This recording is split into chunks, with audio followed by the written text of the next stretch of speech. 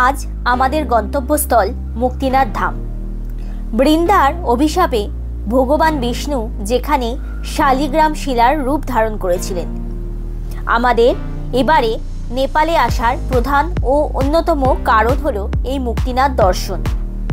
আজ আমরা যাব জমসম থেকে মুক্তিনাথ, তারপর মুক্তিনাথ থেকে ফিরে আবার চলে যাব পোখরাতে।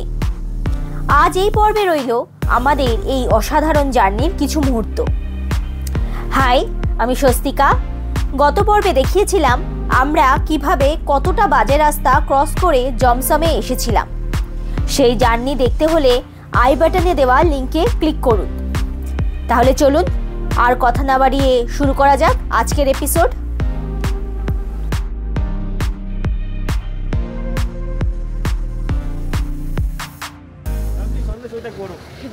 দেখুন গাড়ির ওপরে বরফের লেয়ার পড়ে রয়েছে। আমাদের গাড়ির অবস্থা দেখুন, অসাধারণ লাগছে। এটা পুরো জমে গেছে, সবার গাড়ির ওপরে রয়েছে। ওই যে সামনে সবিক এবার আরেকটা জিনিস, সুন্দর জিনিস দেখাচ্ছে। এদিকে ওই দূরে আরেকটা পাহাড় দেখা যাচ্ছে, ওখানে বরফের লেয়ারগুলো সব পড়ে আছে। সামনের যে পিকটা দেখুন, একদম সামনে রয়েছে এই পিকগুলো, আর সবে সূর্যটা উঠছে, ফলে দারুণ লাগছে চারিদিকটা দেখুন। আর এই দিকটা দারুণ লাগছে। এই সাইডে যে সামনে যেটা দেখতে পাচ্ছেন, এটা জনসন এয়ারপোর্ট। এই যে রানওয়েটা দেখা যাচ্ছে, এটা জনসন এয়ারপোর্ট, আর তার ঠিক পিছনেই এই পিকটা। আর এখন বাজে ঘড়িতে 6:05। আমরা বেরোচ্ছি মুক্তিনাথের উদ্দেশ্যে। আমাদের আজকে মেইন আর কি যেই কারণে নেপালে আসা, মুক্তিনাথ ধাম দর্শনের জন্য, তো সেখানেই আমরা আজকে যেতে চলেছি। তো দারুণ লাগছে। এদিকে গাড়ির ছাদে বরফ পড়েছে, এদিকে সানরাইজটা দেখা যাচ্ছে। সব মিলিয়ে সকালে উঠেই বেশ এক্সাইটেড লাগছে। প্রচণ্ড ঠান্ডা, আমি গ্লাভস আনিনি, বাট হাতগুলো পুরো জমে যাচ্ছে।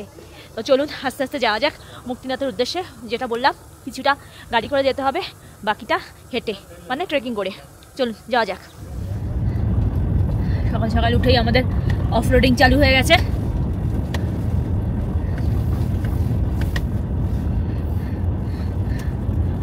এই বলা হচ্ছিল মুক্তিনাথ অব্দি জায়গা নাকি ভালো। এই দেখুন তার অবস্থা। কালকে হোটেল থেকে বললো যে পুরো এর থেকেও নাকি ভালো রাস্তা। মানে হয়তো কম্পেয়ার করতে চেয়েছিল আমরা যেসব বাজে রাস্তা ক্রস করে এসেছি তার সঙ্গে। হ্যাঁ, সেই রাস্তার তুলনায় অবশ্যই ভালো, বাট রাস্তা সিরিয়াসলি ভাইবসটাই আলাদা। দেখ গাছের পাতাগুলো,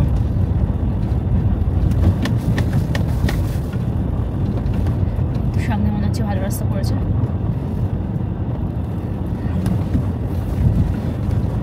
বাবা ঘুমিয়ে পড়েছিস? আরে টুপিটা দিবি? সামনে দুদিকে এবার এই রাস্তাটা সুন্দর মনে হচ্ছে।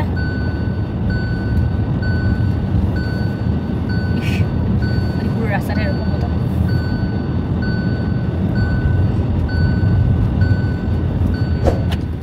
আমাদের আবার মনে হয় পারমিটটা শো করতে হবে। গাড়ি দাঁড় করালো। দূরে দেখুন, ওই দেখা যাচ্ছে পাহাড়ের মাথার ওপর পুরো সোনালি আভাগুলো পড়েছে।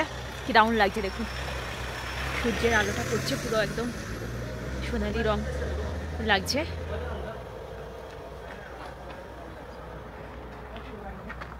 আর এই দিকটা দেখুন কি সুন্দর লাগছে।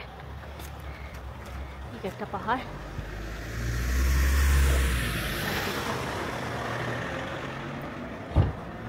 ঠিক আছে।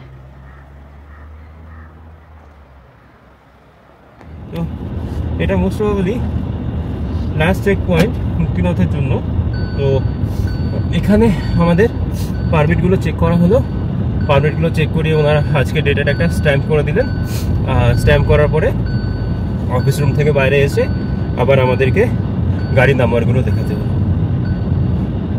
জায়গাটা অসাধারণ অসাধারণ, এরকম সিভিক বিউটি দারুণ দারুণ লাগছে। ওই যে বললে না, একটা আমাদের বাংলা একটা প্রবাদ আছে, কষ্ট না করলে কেষ্ট মেলে না। কালকে এরকম বিচ্ছিরি রাস্তায় এতখানি জার্নি করে আসার পরে এরকম ভিউ, সত্যি মানে সেই কষ্ট করে কেষ্ট পাওয়া। আরেক কেষ্টর আরেক রূপ দেখতে আমরা যাচ্ছি মুক্তিনাথে, যেখানে বিষ্ণু শিলা রূপে পূজিত হয়। চলুন রাস্তাটা উপভোগ করতে করতে আমরা যাই। আমরা মুক্তিনাথ উদ্দেশ্যে রওনা দিচ্ছি ঠিকই, কিন্তু এগোতেই পাচ্ছি না। এত দারুণ সিনেটিক ভিউ দেখে দেখে আমরা মাঝে মাঝে গাড়ি থামিয়ে দিচ্ছি, ফটো তুলছি, ভিডিও করছি। দারুণ লাগছে, আপনারা দেখুন, আপনারা বুঝতেই পারবেন। মানে এইসব জায়গায় ফটো ভিডিও না তুলে থাকা যায় না, কি দারুণ লাগছে। দারুণ দারুণ দারুণ লাগছে।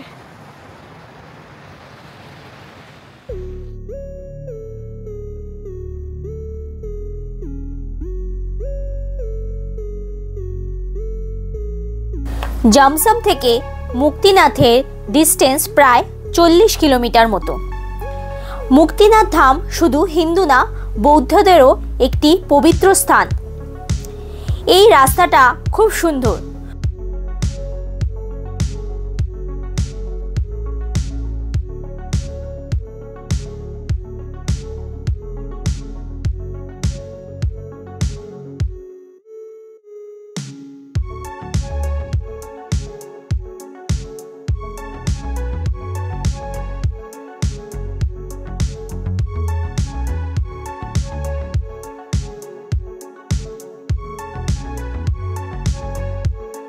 এই রাস্তার সৌন্দর্য সত্যি মনোমুগ্ধকর।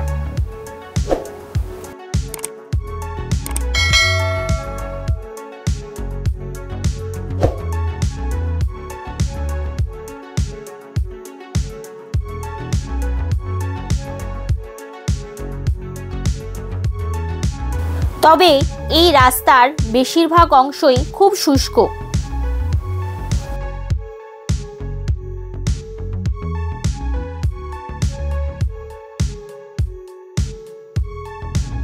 আমরা ধীরে ধীরে উঠছি মুক্তিনাথের উদ্দেশ্যে, এরকম সিনিক ভিউ এনজয় করতে করতে। এখানে টেম্পারেচার দেখাচ্ছে 3 ডিগ্রি সেলসিয়াস, বুঝতেই পারছেন তাহলে কিরকম অবস্থা। প্রচণ্ডই ঠান্ডা বাইরেটা, বাট এত সুন্দর লাগছে আর কি চারিদিকটা, যে মানে মাঝে মাঝেই দাঁড়িয়ে পড়ে আমরা ফটো ভিডিও করছি। দারুণ লাগছে, তারাও দেখুন।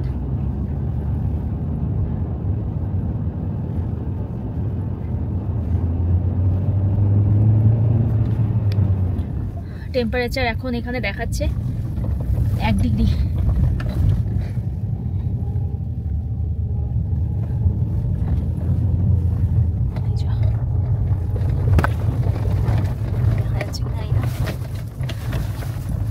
টেম্পারেচার দেখাচ্ছে।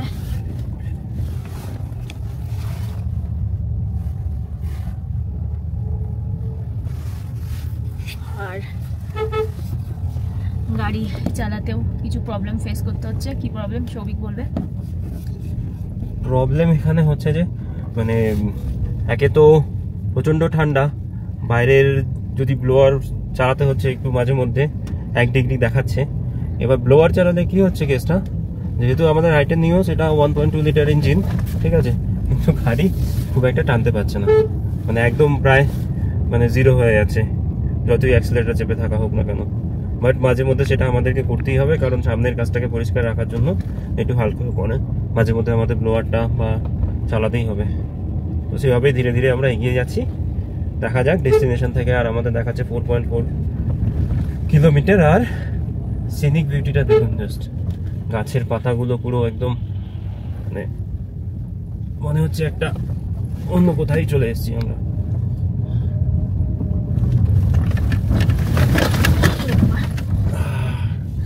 বাজে রাস্তা ক্রস করলাম।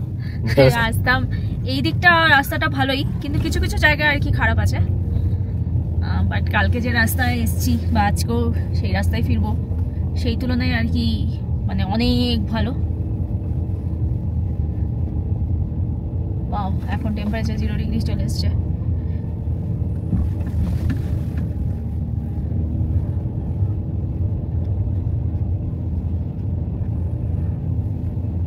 আমরা ফাইনালি এসে গেছি মুক্তিনাথের পার্কিং পয়েন্টে।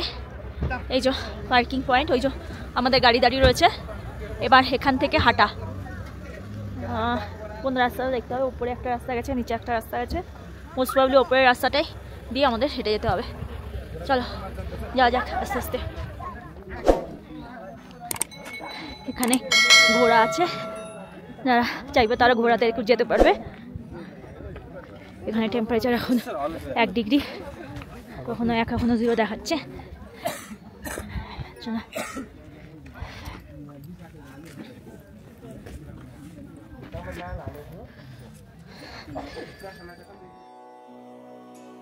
মুক্তিনাথ টেম্পলটি সমুদ্রপৃষ্ঠ থেকে প্রায় 12,172 ফিট উঁচুতে অবস্থিত।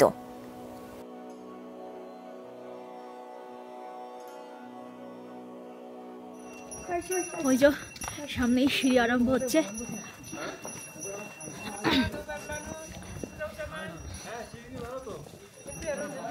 বাবা এই সিঁড়িগুলো ভালো সিঁড়ি, খারাপ সিঁড়ি না।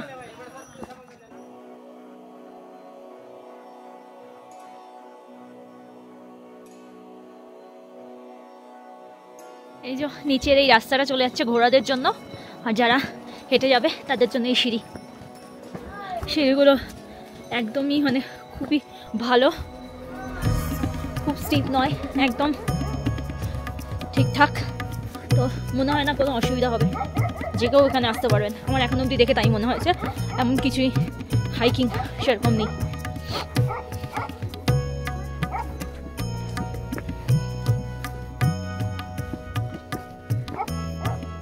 এখানে উঠতে গেলে প্রায় 100টারও বেশি সিঁড়ি অতিক্রম করতে হয়, কিন্তু এগুলো অতিক্রম করতে গেলে একটুও কষ্ট হয় না এবং চারপাশের সুন্দর দৃশ্য দেখতে দেখতে খুব সহজেই উপরে ওঠা যায়। এখানে চারপাশে বেশ কিছু মন্দির আছে, যেমন এখন যে মন্দিরটি দেখেছেন সেই মন্দিরে বিষ্ণুর পাদুকা রাখা ছিল।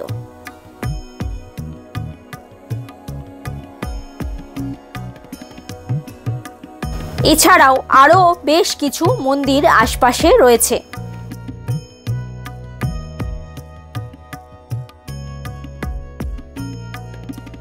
আমরা আশপাশের মন্দিরগুলো দেখতে দেখতে উঠতে লাগলাম মুক্তিনাথের দিকে।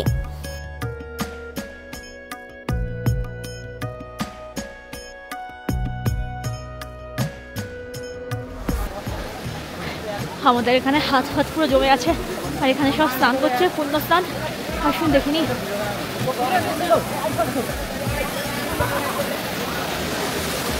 ফলস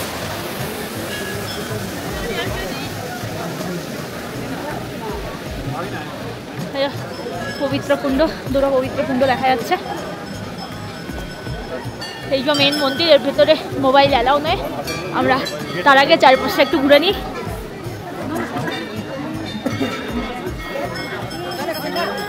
এখানে দেখতে পাচ্ছেন দুটো পবিত্র কুণ্ড, আর তার আগে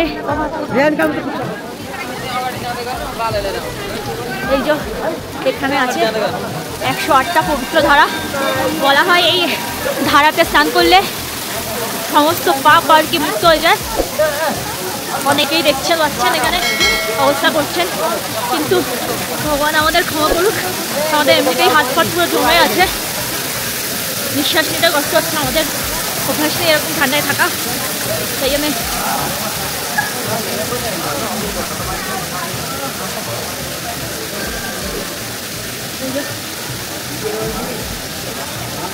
সৌভিক তো হাত ধোয়ার রিস্ক নিচ্ছে, হয়তো সেটাও পাইনি।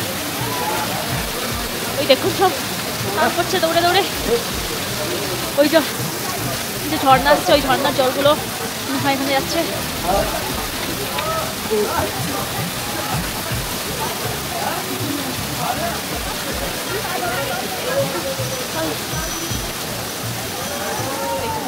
কিভাবে স্নান করছে সব, পুরো ঝর্ণার জলটা আসছে না। হয়ে গেল পুজো। এই যে মন্দিরের এইটা, এখানে যেন পুজো হচ্ছে, এই যে মন্দিরটা। আর আজকেও আকাশে চাঁদ দেখা যাচ্ছে, দেখতে পাচ্ছেন এত বেলাতেও চাঁদ দেখা যাচ্ছে। সব পুজো চলছে, ভালোই লাইন আছে, পুরো হাত পা জমে যাচ্ছে আমাদের, তো ঠান্ডা এখানে। অবশেষে আমরা মুক্তিনাথ ধামে আছি। এই তো দেখতে পাচ্ছেন, এটা হচ্ছে মেন মন্দির। এর ভেতরে বিষ্ণু শালিগ্রাম শিলার রূপে রয়েছে, অবস্থিত করছেন। পৌরাণিক কথা অনুযায়ী একবার অসুর জলন্ধর আর কি মাতা পার্বতীর রূপে আর কি মুগ্ধ হয়ে গেছিলেন। তো মাতা পার্বতীকে পাওয়ার জন্য সে কৈলাসে আক্রমণ করেন এবং শিবের মহাদেবের রূপ নিয়ে সে মাতা পার্বতীর কাছে যান। কিন্তু মাতা পার্বতী এতটাই পবিত্র ছিলেন যে তিনি জলন্ধরকে চিনে যান যে ওটা শিব নয়, মানে রাক্ষস রয়েছে, তাই জন্য। কিন্তু এই ঘটনার পর সমস্ত দেবতাকুল জলন্ধরের ওপর প্রচণ্ড রেগে যায়, কিন্তু তারা জলন্ধরকে মারতে পারে না, কারণ জলন্ধরের ওয়াইফ বৃন্দা ছিলেন মহাদেবের একনিষ্ঠ ভক্ত। তাই জন্য জলন্ধরকে চাইলেও এনারা মারতে পারে না। তখন দেবতারা সবাই মিলে প্ল্যান করেন কীভাবে জলন্ধরকে মারা যায়। সেই জন্য সেই সময় ভগবান বিষ্ণু জলন্ধরের রূপ নিয়ে বৃন্দার ভক্তি ভঙ্গ করার জন্য জলন্ধরের রূপ নিয়ে বৃন্দার কাছে যায় এবং বৃন্দার তপস্যা বা ভক্তি ভঙ্গ হয়ে যায়। এই ঘটনার ফলে এরপরে মহাদেব তখন সেই সময় জলন্ধরকে সেই সুযোগে মেরে দেয়। এই ঘটনা যখন পরবর্তীকালে বৃন্দা জানতে পারে, তখন সে ভগবান বিষ্ণুকে শাপ দেয় সে যেন শালিগ্রাম শিলা রূপে অবস্থান করে। তখন ভগবান বিষ্ণু এই স্থানে এসে শালিগ্রাম শিলা রূপে অবস্থান করে এবং এই স্থানে তিনি মুক্তি লাভ করেন। তাই জন্য বলা হয় যে এইখানে আসলে মানুষ সমস্ত পাপ থেকে এখানে মুক্তি লাভ করতে পারবে। এই জায়গায় ভগবান বিষ্ণুর মুক্তি লাভ হয়েছিল শালিগ্রাম শিলা থেকে। এখানে আরও রয়েছে সামনে দুটো পবিত্র কুণ্ড রয়েছে। এছাড়া আপনাদের কিছুক্ষণ আগে দেখালাম 108টা পবিত্র জলধারা।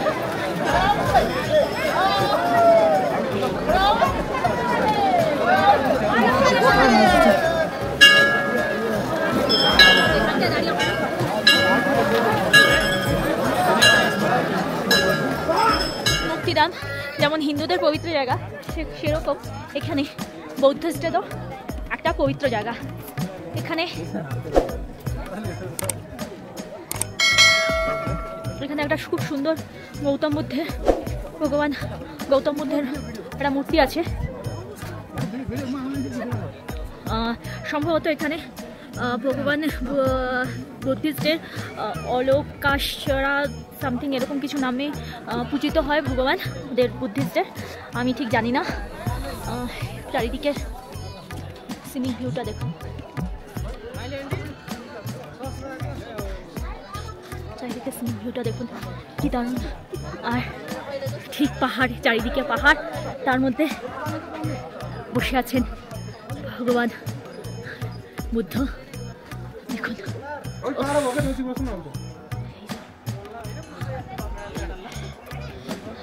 ফটো তুলছে, রিল বানাচ্ছে চারিদিকে, বাট দারুণ জায়গা, দারুণ। আর উপরে তো চাঁদ দেখাই যাচ্ছে, নিচে পাহাড় আর উপরে চাঁদ, কি দারুণ লাগছে। অবশেষে খুব সুন্দর সব কিছু দর্শন করে আমরা এবার চললাম নিচের দিকে। আমাদের পরবর্তী ডেস্টিনেশন হচ্ছে জমসমে পৌঁছানো।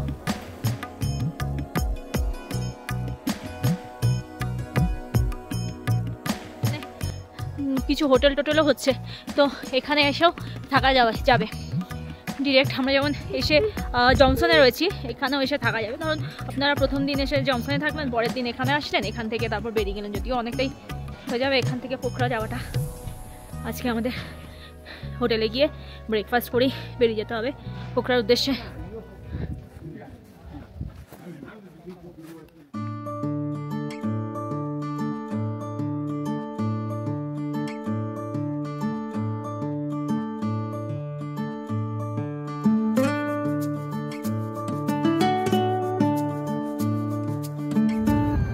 এখন ঘড়িতে 10:30 বাজে। আমরা মুক্তিনাথ ধাম দর্শন করে ফিরছি এখন। আজকে আমরা সকাল 6:10 নাগাদ রওনা দিয়েছিলাম মুক্তিনাথ ধামের উদ্দেশ্যে। সমস্ত পুরো মন্দিরটা ভালো করে দর্শন করে আস্তে আস্তে 10 এতটা টাইম হয়েই গেল। আমরা ভেবেছিলাম তাড়াতাড়ি হয়ে যাবে হয়তো, এসে আমরা 10টার মধ্যে বেরিয়ে পড়বো ব্রেকফাস্ট করে পোকরা যাওয়ার দিকে, কিন্তু অলরেডি এখানেই 10:30 বাজে। এখনও প্রায় আধ ঘন্টা মতো লাগবে আমাদের হোটেলে পৌঁছাতে মিনিমাম। তো হোটেলে পৌঁছে ব্রেকফাস্ট করে তাহলে ধরুন বেরোতে বেরোতে মিনিমাম আমাদের আজকে প্রায় 12টার কাছাকাছি হয়তো হয়ে যাবে। ভয় লাগছে, ওই যে 85 কিলোমিটার মতো রাস্তা, যেই রাস্তা আমরা এসেছিলাম এতটা খারাপ ছিল, সেই 85 কিলোমিটার রাস্তা আবার এরকম অবস্থা। বাই চান্স যদি তার মধ্যে অন্ধকার হয়ে যায়, এই রাস্তাগুলো খুবই খারাপ। আমাদের তো ছোট গাড়ি, আর আসার সময় প্রচুর নিচে নেমেছি, এবার যাওয়ার সময় ওই রাস্তায় আবার উপরে উঠতে হবে, তো একটু তো ভয় লাগছে। ধীরে ধীরে যাচ্ছি, তারা আমাদের সঙ্গে আমাদের জার্নিতে থাকুন।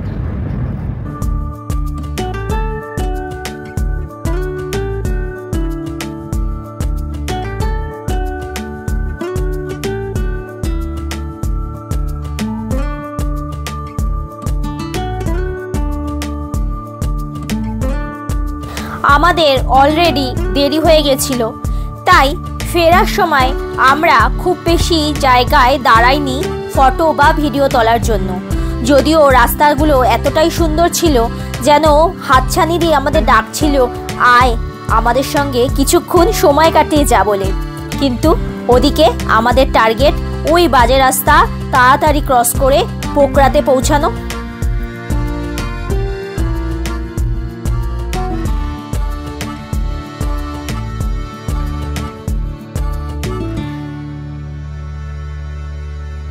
হ্যালো সবাই, এখন ঘড়িতে বাজে 12টা, দুপুর 12টা বাজে। আমরা এখন জংশন থেকে রওনা দিচ্ছি পোকরার দিকে। সেই রাস্তা ধরে আমাদের যেতে হবে। 153 কিলোমিটার দেখাচ্ছে। আমি যতদূর আসার সময় খেয়াল করেছিলাম 85 কিলোমিটার অবধি রাস্তা খুব খারাপ। আফটার দ্যাট রাস্তা বেটার। এবার তো এই 85 কিলোমিটারের মধ্যে আমাদের টার্গেট থাকবে 5টার মধ্যেই 85 কিলোমিটারটা অ্যাটলিস্ট কভার করার। তারপরে বাকিটা না হয় পরে দেখা যাবে, মানে অতটা অসুবিধা হবে না, বাট সন্ধ্যের মধ্যে এই বাজে রাস্তাটা পার হতে হবে। তো চলুন যাওয়া যাক, দেখা যাক আমরা কতক্ষণে আজকে বাড়ি পৌঁছাই।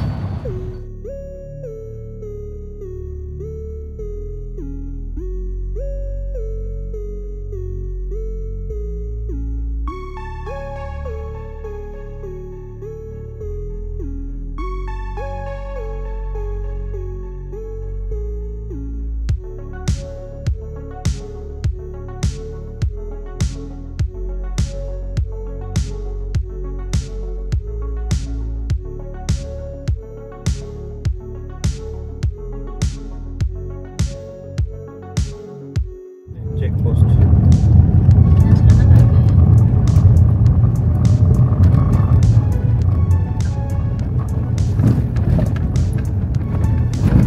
যাওয়ার সময় এখান থেকে আমরা পারমিট দেখিয়ে গেছিলাম জায়গাটা।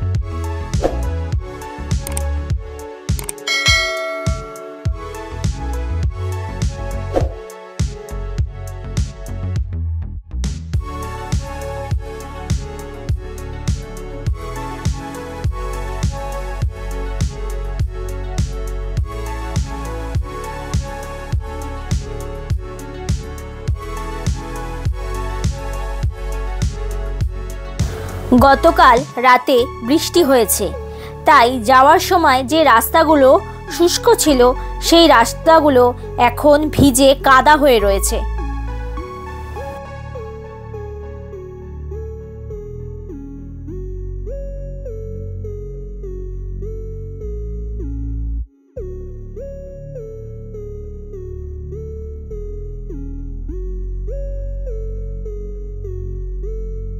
আর যেসব রাস্তা শুকনো ছিল সেই সব রাস্তায় অ্যাজ ইউজুয়াল দেখতেই পাচ্ছেন কতটা ধুলো উঠছে।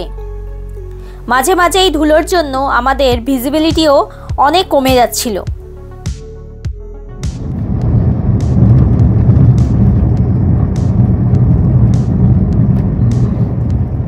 এখনো আমাদের ডেস্টিনেশন দেখাচ্ছে 99 কিলোমিটার বাকি, মানে আমরা 55 কিলোমিটার মতো এসছি।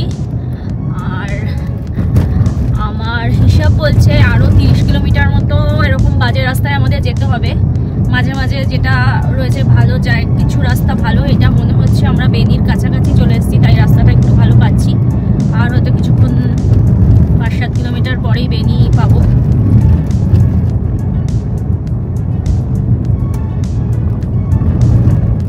আমাদের আজকে টার্গেট হচ্ছে হলো ওই বাজে রাস্তা, যেটা আমি বললাম এখনো 30 কিলোমিটার মতো আমার হিসাব মতো বলছে বাকি আছে। তো আমাদের টার্গেট হলো অ্যাটলিস্ট বিকেল 5টার মধ্যে, মানে আলো থাকতে থাকতে ওই রাস্তাটা ক্রস করে যাওয়া। তারপর ভালো রাস্তায় ঢুকে গেলে তাও ঠিক আছে।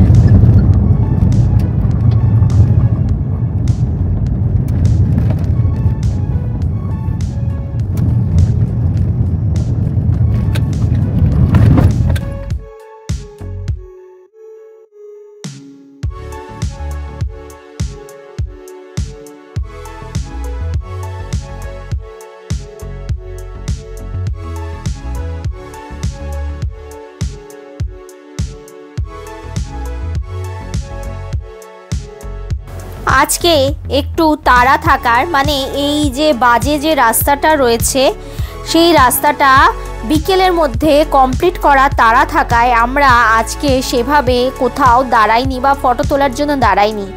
আমাদের আজকে ওয়ান অ্যান্ড অনলি হল্ট ছিল লাঞ্চ ব্রেক নেওয়ার।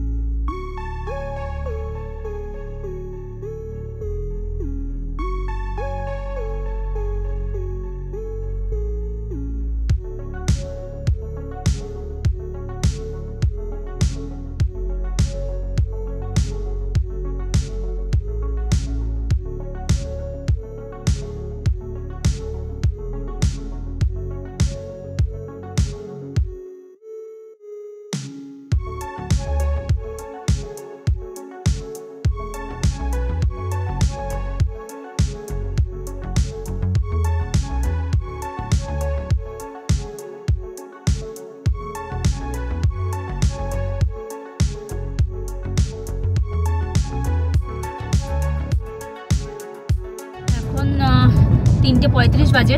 আমরা এই 2:45 নাগাদ একটু এখানকার একটা দোকান থেকে লাঞ্চ করে নিলাম। এখনও 84 কিলোমিটার দেখাচ্ছে বাকি আছে আমাদের আজকের ডেস্টিনেশন, আজকে যেখানে থাকবো পোখরাতে, সেখান থেকে। আর এখনও তো বাজে রাস্তা এখনও বাকি আছে, এখনও প্রায় বাজে রাস্তা প্রায় 20 কিলোমিটার মতো বাকি আছে, এখনও ওরকম বাজে রাস্তায় যেতে হবে। এখানে বেনির এখানে আছে, এখানে কিছুটা রাস্তা ভালো, তারপর আবার যেটা শেষ হবে আবার বাজে রাস্তা আরম্ভ হবে। তো যতক্ষণ ভালো রাস্তা আছে একটু ভালোভাবে যাওয়া যাক, এলে তো আবার সেই নাচতে নাচতে যেতে হবে।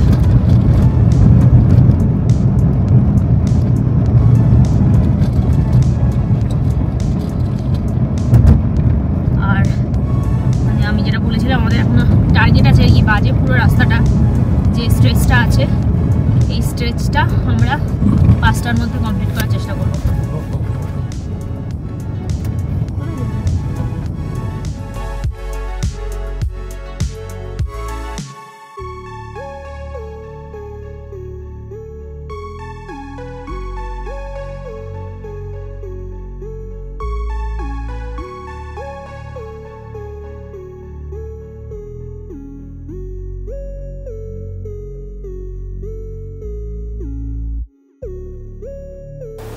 আমরা বেনিতে লাঞ্চ ছেড়ে আবার এগোতে লাগলাম সামনের দিকে।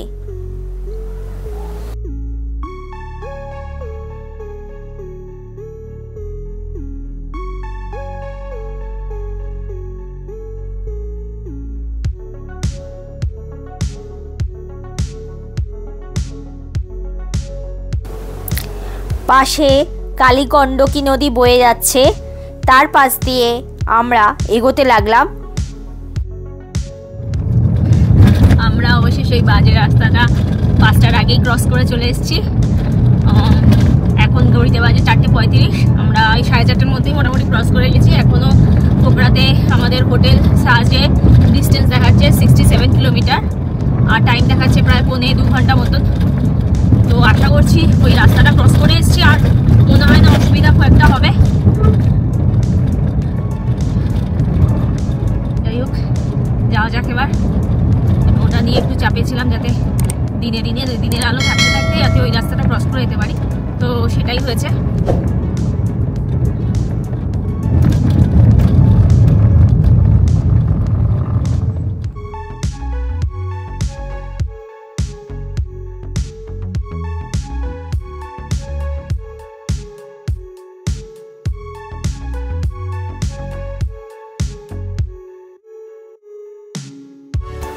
আমরা অবশেষে আজকের টার্গেট অ্যাচিভ করে ফেলেছিলাম, কারণ আমরা 5টার আগেই আমরা ওই বাজে রাস্তাটা ক্রস করে ফেলেছিলাম।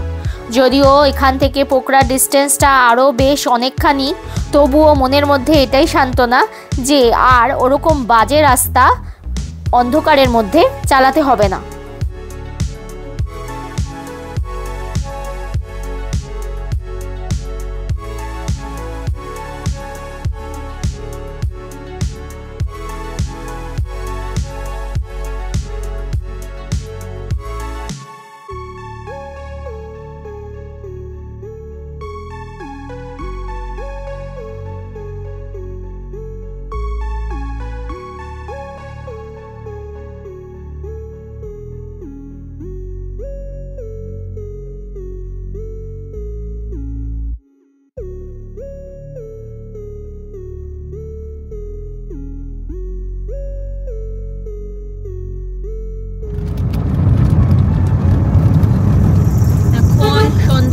বাজে, বোঝাই যাচ্ছে পুরো অন্ধকার হয়ে আছে।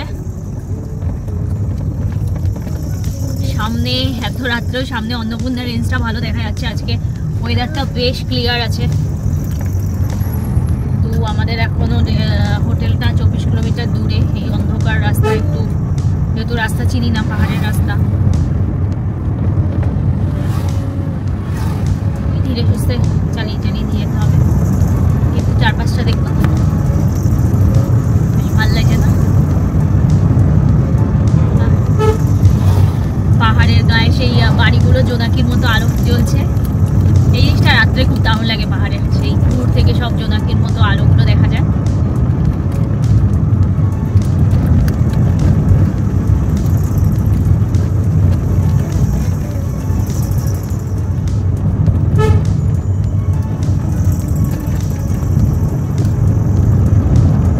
সামনে অন্নপূর্ণা 1।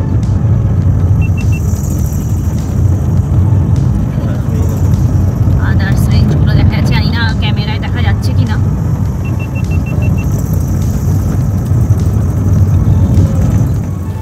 একটা অসাধারণ দিন কাটালাম আমরা। মুক্তিনাথ ধাম দর্শন করলাম, এরকম রাস্তায় অফরোডিং করলাম, অন্ধকারে পাহাড়ে চালালাম, সব মিলিয়ে এক অসাধারণ দিন কাটলো। আজকে আমাদের জার্নি এই অবধি। ভালো লাগলে লাইক ও কমেন্ট অবশ্যই করবেন, এবং পরবর্তী জার্নির আপডেট পেতে গেলে আমার চ্যানেলটা অবশ্যই সাবস্ক্রাইব করে রাখবেন। দেখা হচ্ছে পরবর্তী পর্বে। বাই।